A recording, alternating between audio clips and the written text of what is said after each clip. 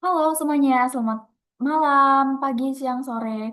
Halo, perkenalkan, saya Katarina Vimeta dengan NPM 235105104. Kali ini saya akan menjelaskan mengenai formulir 1770S, yaitu wajib pajak orang pribadi. Nah, wajib pajak orang pribadi ini bernama Ahmad Iqbal. Dia bekerja sebagai ASN guru dan memiliki penghasilan serta dia juga memiliki istri.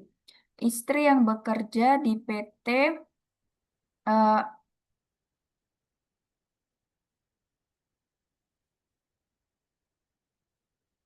di PT Angkasa Utama. Istrinya bernama Angela, dia sebagai staf keuangan dan juga memiliki anak yaitu Zita. Nah, langsung aja kita masuk ke formulirnya ya.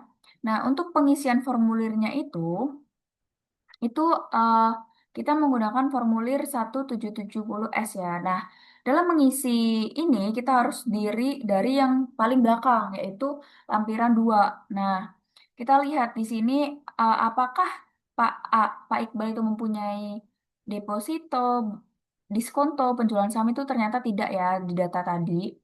Nah, untuk tahun pajaknya itu tahun 2024. Nah, tapi teman-teman jangan lupa ya untuk mengisi NPWP, lalu nama wajib pajak, lalu pekerjaannya apa, guru, karena tadi Pak Ahmad guru ya. Jadi yang diisi itu yang paling utama dulu. Lalu nomor telepon, teman-teman jika ada boleh disertakan gitu ya. Lalu kita masuk pada lampiran 2, penghasilan istri dari satu pemberi kerja. Nah, penghasilan istri kalau dilihat dari sini yaitu sebesar 99.800.000. Nah, kita masukkan di sini 99.800.000 kita masukkan di dasar pengenaan pajak atau DPP atau penghasilan bruto. Lalu PPh terutangnya PPh terutangnya pasal 21, PPh pasal 26 yang telah dipotong dan dilunasi yaitu 4.509.000 kita masukkan di PPh terutangnya. Lalu, apakah pada akhir tahun Pak Ahmad itu mempunyai harta? Ya, dari keterangan informasi yang ada di sini, Pak Ahmad itu mempunyai harta di akhir tahun yaitu ada rumah dan mobil Innova Zenith tahun perolehan 2020 semua dengan harga perolehan masing-masing 550 juta dan 450 juta. Nah, kita masukkan di sini di bagian harta. Jika hartanya ada tabungan, deposito, dan lain sebagainya itu juga harus dimasukin secara lengkap ya teman-teman.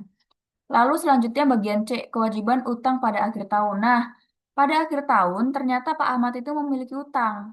Utang pada Bank BNI sebesar 35 juta. 35 juta maka kita masukkan di sini. Seperti itu teman-teman. Eh, Lalu daftar susunan anggota keluarga ternyata hanya ada Pak Iqbal, istrinya, dan anaknya. Nah, ini teman-teman bisa masukin nama, lalu nik secara lengkap ya.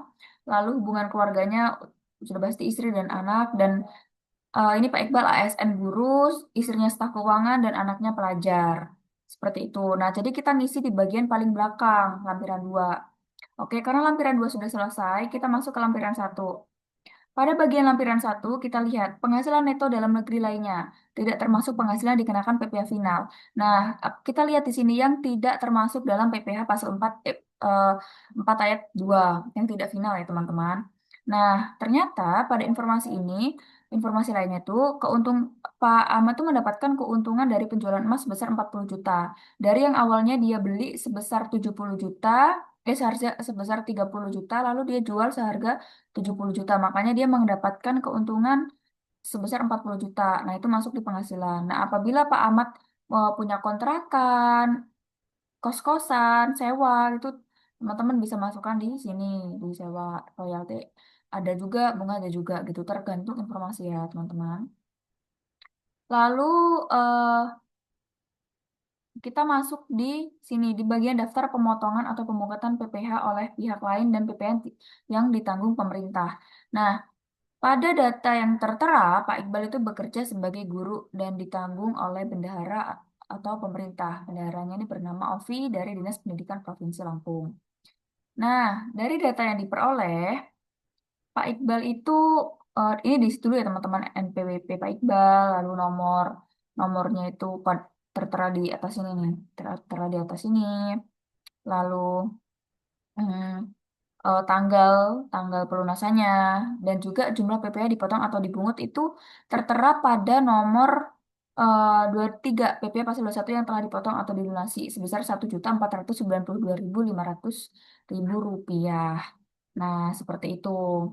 Karena lampiran 2 dan lampiran 1 sudah selesai, kita masuk ke lampiran induk atau lampiran 1770S. Nah, yang pertama adalah penghasilan neto dalam negeri sehubungan dengan pekerjaan. Sehubungan dengan pekerjaan ini sudah tertera diisi akumulasi jumlah penghasilan neto pada setiap formulir 171A 1 dan atau 1721A1 angka 14 yang dilampirkan atau bukti potong lainnya. Angka 14 yang dilampirkan. Nah, itu tertera pada penjumlahan dari semuanya ini. Jadi penghasilan PPh pasal 21 jumlah penghasilan itu 101.850.500 rupiah. Itu tadi salah 101.850.000 ya teman-teman.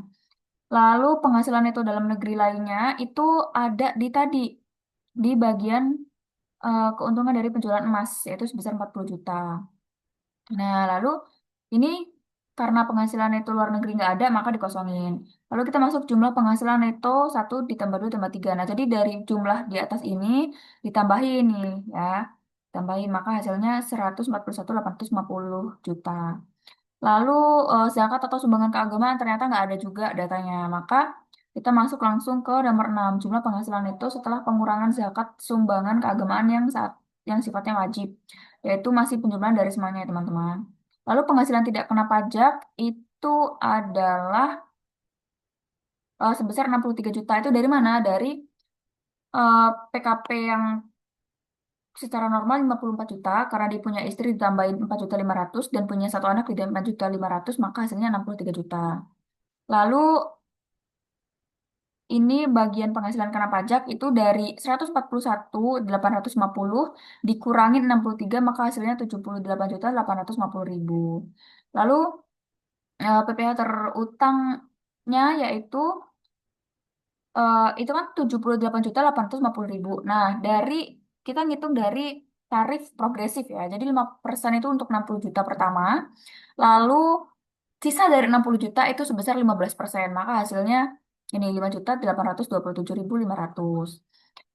Lalu karena pengembalian pengurangan itu nggak ada, maka dikosongin. Lalu maka jumlah terutangnya itu tinggal di jumlah aja. Maka karena tadi jumlah pengurangnya nggak ada, jadi langsung aja diturunin. Makanya masih 5.827.500.000. Terus PPh yang dipotong pihak lain atau ditanggung pemerintah. Nah, tadi ini ada datanya di bagian sini. PPh pasal 21 yang telah dipotong atau dilunasi sebesar 1.492.500. Eh, nih, makanya kita masukin di sini. Lalu PPh yang harus dibayar sendiri. Nah, ini dari mana? Dari 5 juta dikurangin 1 juta ini, maka hasilnya ini. Seperti itu teman-teman. Nah, apabila PPh pasal 25 ada, ini boleh dimasukin. Kalau nggak ada, ya nggak usah. Maka eh, PPh kurang bayar Pak Ahmad Iqbal yaitu sebesar 4.335.000 rupiah. Dan ini harus dilunasin sebelum bulan April, tanggal 15 bulan April. Nah, karena selanjutnya itu karena tadi fotokopi formulir itu ada PP pasal 21-nya maka kita boleh centang. Lalu surat setoran pajak ininya juga ada, kita boleh boleh disilang ya. Gitu. Jadi seperti itu teman-teman tutorial pengisian 1770S. Semoga membantu teman-teman dan semoga bermanfaat. Ini ini juga sebagai tugas pemenuhan dari mata kuliah Lab PPH WPOP. Sekian dari saya. Wassalamualaikum warahmatullahi wabarakatuh.